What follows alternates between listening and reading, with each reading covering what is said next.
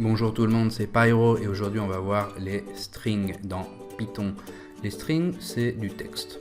Alors on retourne sur notre Jupyter Lab qu'on avait de la fois d'avant et on va faire A égale A5.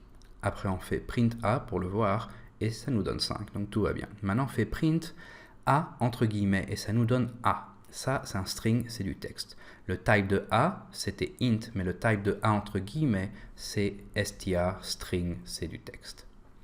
Maintenant, si j'écris print 1, le chiffre 1, ça me donne 1.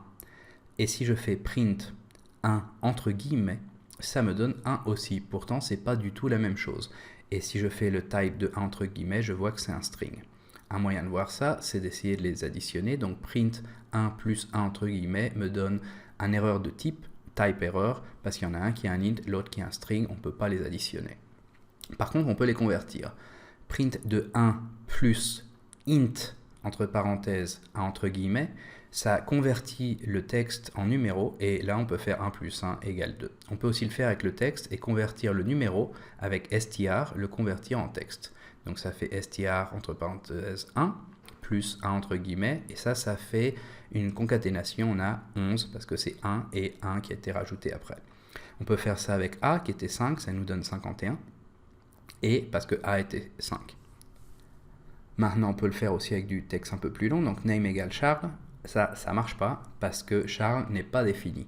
Par contre, si je fais name égale entre guillemets Pyro, comme ça, là, name marche et name a du texte à l'intérieur, cette variable a un string à l'intérieur, c'est Pyro. Le type de name, le type est string et on peut voir la longueur aussi, il y a 5 lettres.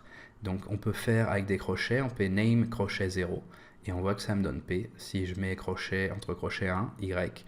Si je mets 4 entre les crochets, ça me donne O qui est la dernière lettre parce qu'on commence avec 0. Très important ça. Si je fais 5, ça ne marche pas parce qu'on est out of range. Il n'y a pas de lettre numéro 6 puisqu'on a commencé avec 0. 5 c'est la lettre numéro 6 et on n'avait que 5 lettres. Maintenant si je fais name entre crochets moins 1, ça me donne la dernière lettre. Ça nous permet de commencer de la fin quand on ne sait pas la longueur. On peut faire name entre crochets moins 2, c'est l'avant-dernière lettre, etc. Puisque là on voit l'avant-dernière lettre, c'était Pyro. Donc c'est tout pour aujourd'hui, c'était juste une petite introduction sur les strings. Dans le prochain cours, on verra les listes. Alors on se voit dans la prochaine vidéo. À bientôt.